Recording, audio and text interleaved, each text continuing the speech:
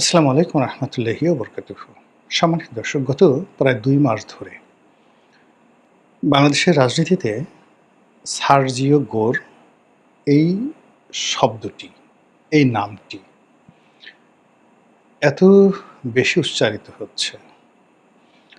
অবস্থা দৃষ্টে মনে হচ্ছে যে এই ভদ্রলোক বাংলাদেশের ভাগ্য বিধাতা হয়ে গেছেন এবং তাকে যেভাবে পোর্ট্রেট করা হচ্ছে বিভিন্ন সামাজিক মাধ্যমে, এমনকি মূলধারার গণমাধ্যমে, এতে করে মনে হচ্ছে যে he is more powerful than even mister Donald Trump. এটাই মনে হচ্ছে। আমাদের এই বাংলাদেশে এই যে এখন ওপেন সিক্রেট যে একটা রেজিম চেঞ্জ হয়েছে, তার সরকারের যে পরিবর্তন হয়েছে, এটা আমেরিকা করে দিয়েছে।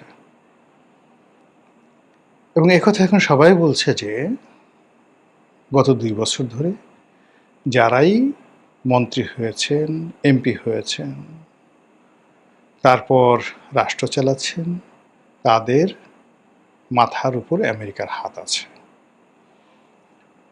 এখন আমেরিকার হাত সরাসরি কোনো ক্ষেত্রে আছে, ধরেন প্রধানমন্ত্রীর উপরে আছে, প্রধানমন্ত্রী মন্ত্রীকে বানিয়েছেন। এইভাবে মানে আমেরিকা যাকে অপছন্দ করে এরকম একটা লোকও এই সরকারের ধারে কাছে যেতে পারেনি। এখন ফরহাদ মাজাহারের মতো মানুষ, তারা এখন প্রকাশ্যে এই আমেরিকার ডিপ স্টেট পলিসি, তাদের সাম্রাজ্যবাদ নীতি এবং তারা এই মুহূর্তে সরকারের উপর যে প্রভাব বিস্তার করছে, এই কথাগুলো প্রকাশ্যে বলছে। যদিও তারা ডক্টর মোহাম্মদ ইউনূসের জমানাতে কথাগুলো এভাবে বলেননি। তারা চেয়েছিলেন ইউনূসকে সাস্টেন করানোর জন্য। কিন্তু এখন তারা বলছেন যে আমরা যতই তাকে ভালো বলার চেষ্টা করেছি, কিন্তু আমেরিকা থেকে যেভাবে কল কাঠিয়ে নিয়েছেন সেভাবে ইউনূস আসলে অ্যাক্ট করেছেন বা রিঅ্যাক্ট করেছেন।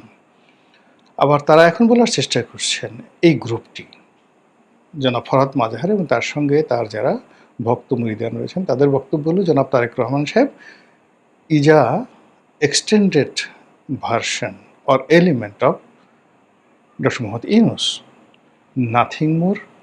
এটা ইউনূস প্লাস গভর্নমেন্ট। এটা আমেরিকা ডিপ স্টেট ভার্সন 2, এইভাবে তারা বলার চেষ্টা করছেন। তো সেই কারণে বারবার এই সার্জিও গোরের কথাগুলো আমাদের সামনে চলে আসছে। আর সার্জিও গোরের এই বক্তব্য সামনে আনার আগে আমাদের দেশে দুটো নাম, একটা হলো পিটার ডি হাস আর একটা হলো ডোনাল্ড লু। তার মধ্যে মিস্টার ডোনাল্ড লু, তিনি বাংলাদেশের রেজিম চেঞ্জ করেছেন, পাকিস্তানের রেজিম চেঞ্জ করেছেন, শ্রীলঙ্কার রেজিম চেঞ্জ করেছেন এবং এটা মানে ক্লাইভকে যেভাবে পাক ভারত উপমহাদেশে ইতিহাসের একজন পট পরিবর্তনকারী, আপনি যেভাবে বলেন না কেন, পট পরিবর্তনকারী হিসেবে বিবেচনা করা হয়, তার চাইতেও মিস্টার ডোনাল্ড লু আমাদের এই পাক ভারত উপমহাদেশে তার এই রেজিম চেঞ্জের পলিসির কারণে অমর হয়ে থাকবেন।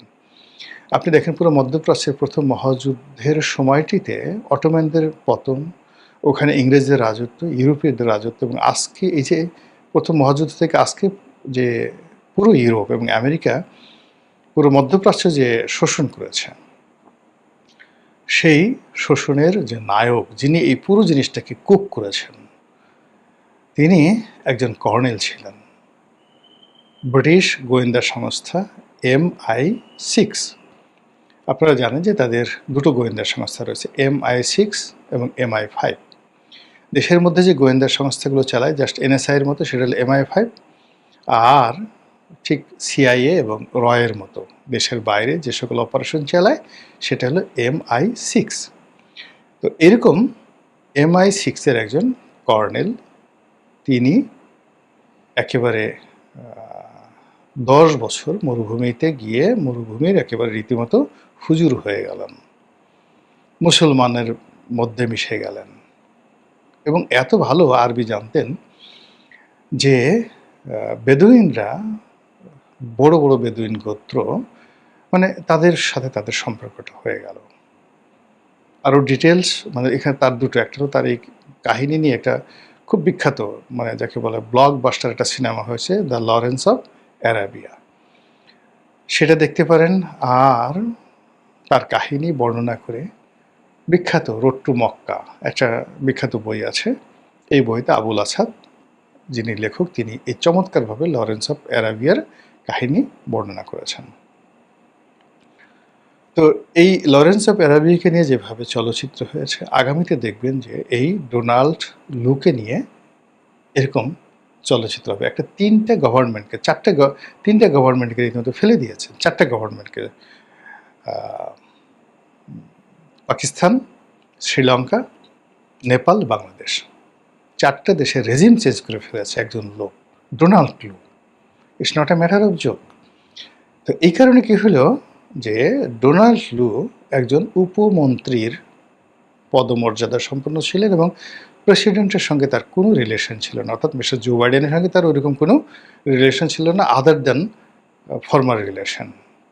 তিনি শুধুমাত্র দক্ষিণ পূর্ব এশিয়ার উপমন্ত্রী ছিলেন, বিশেষ দায়িত্বপ্রাপ্ত ছিলেন, ডিপ স্টেটের পলিসিটা বাস্তবায়ন করতেন এবং একটা ফান্ড তিনি পেয়েছিলেন। তো সেটা দিয়ে তিনি যদি এই কাজ করতে পারেন, তাহলে মিস্টার সার্জিও গোর, তিনি অ্যাজ এ হোল প্রথমত প্রেসিডেন্টের খুব ঘনিষ্ঠ, ডোনাল্ড ট্রাম্পের খুব ঘনিষ্ঠ, দ্বিতীয়ত বয়সে তরুণ, তৃতীয়ত হলো অত্যন্ত ধনাঢ্য, ব্যবসা বাণিজ্য করে এই অল্প বয়সে হাজার হাজার কোটি ডলারের মালিক হয়ে, হাজার হাজার কোটি টাকার মালিক হয়ে তিনি এই দক্ষিণ পূর্ব এশিয়ার বিশেষ দায়িত্বপ্রাপ্ত প্রতিনিধি রূপে আসছেন এবং তার দুটো উপাধি এখানে। তিনি ভারতে নিযুক্ত রাষ্ট্রদূত, সম্ভবত মন্ত্রীর পদমর্যাদায়, যেভাবে মনে করেন দীনেশ ত্রিবেদীকে দেওয়া হয়েছে। অর্থাৎ এখানে মন্ত্রী বলে ভুল হবে, একেবারে তাকে বলা হয় যে পুরো মার্কিন স্টেট ডিপার্টমেন্টে যদি একজন লোক থাকে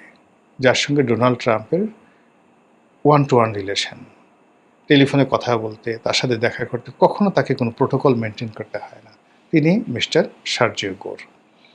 তো সেই সার্জিও গোর প্রথম দায়িত্ব ভারতের রাষ্ট্রদূত, দ্বিতীয় দায়িত্ব হলো এই দক্ষিণ পূর্ব এশিয়ার দায়িত্ব। ফলে তাকে মনে করা হচ্ছে father of Donald Lu. Donald লুর সে father. Donald Lu regime change করে গেছে, কিন্তু চেঞ্জ করা রেজিমে আপনার সাম্রাজ্যবাদী নীতিগুলো প্রতিষ্ঠা করা, যেমন রবার্ট ক্লাইভ রেজিম চেঞ্জ করেছেন, কিন্তু এখানে মৌলুজ ভিত্তি তিনি করেছেন লর্ড ওয়ারেন হেস্টিংস। সেই লর্ড ওয়ারেন হেস্টিংস, যিনি কোম্পানির শাসনের একটা প্রথম গভর্নর জেনারেল, প্রথমে গভর্নর হয়ে আসছেন, তারপরে গভর্নর জেনারেল হয়ে আসছেন, 2 দফা, লর্ড ওয়ারেন হেস্টিংস। তো সেই দিক থেকে যদি ডোনাল্ড ট্রাম্পকে আপনি ক্লাইভের সঙ্গে তুলনা করেন, তাহলে মিস্টার সার্জিও গোরকে আপনি তুলনা করতে পারেন ওয়ারেন হেস্টিংস, যিনি আমেরিকান যে পলিসি সেটাকে বাণিজ্যতে রূপ দেওয়া। আমেরিকান যে পলিসি, সেই পলিসি যেহেতু তার তাবেদারি সরকারগুলো এখন এই সকল দেশে আছে, ফলে এই সরকারের উপরে আমেরিকার মিলিটারি পলিসি, সামরিক পলিসিগুলো চাপিয়ে দেওয়া। এখানে আমেরিকার যে কৌশলগত দিকগুলো রয়েছে, কৌশলগত দুটো দিক আছে। প্রথম দিক হলো যে স্থল কেন্দ্রিক, ভূতাত্ত্বিক, মানে ভূমি সংক্রান্ত যে তত্ত্ব এবং ওটাকে ভূরাজনৈতিক। আর একটা হলো ব্লু পলিটিক্স, মানে সমুদ্র জল, যেটাকে অনেকে মানে সেই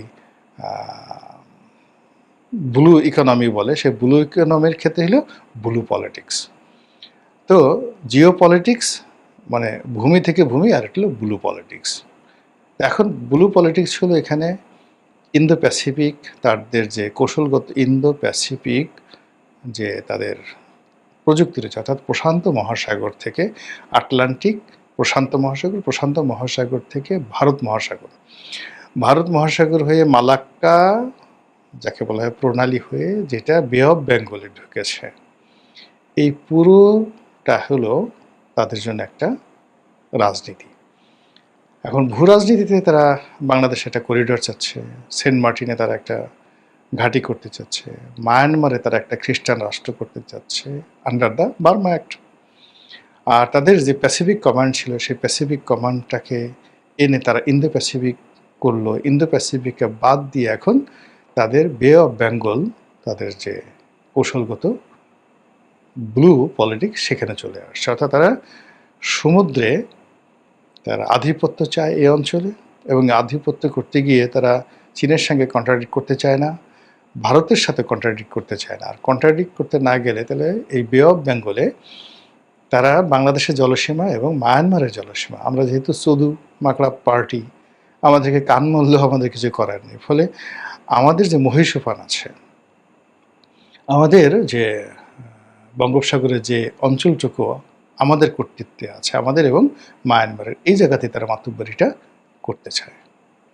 এবং এই পুরো কাজটা করার জন্য সর্বময় ক্ষমতা দিয়ে পাঠানো হয়েছে সার্জিও গোরকে। আপনি বুঝতে পারছেন ব্যাপারটা তার গুরুত্বপূর্ণ জায়গাতে। অর্থাৎ কাজ হয়ে গেছে।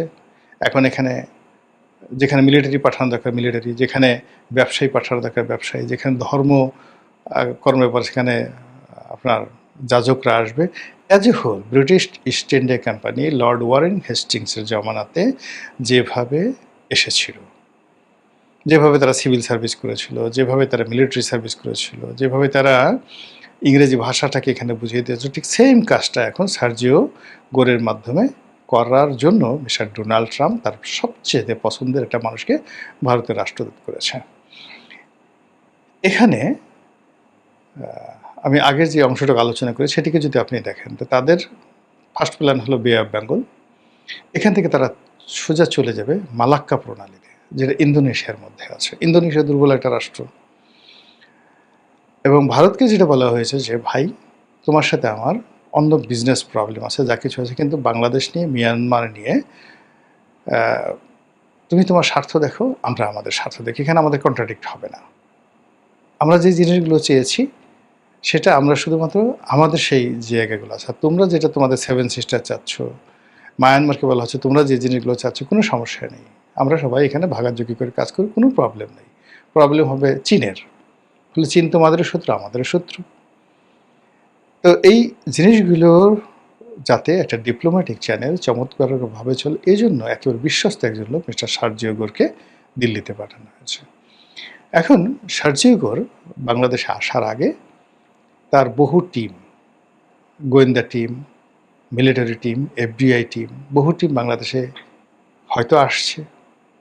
আমরা পেপারে দেখেছি বা মানে বিভিন্ন সামাজিক মাধ্যমে দেখেছি, একটা পাসপোর্ট সহ বলে দিয়েছে অমুক লোক এত তারিখে এয়ারপোর্ট থেকে এসে সার্জিগোর আসার আগে ওয়েস্ট ইন্ডিয়া উঠেছে, তার ডেজিগনেশন নেই।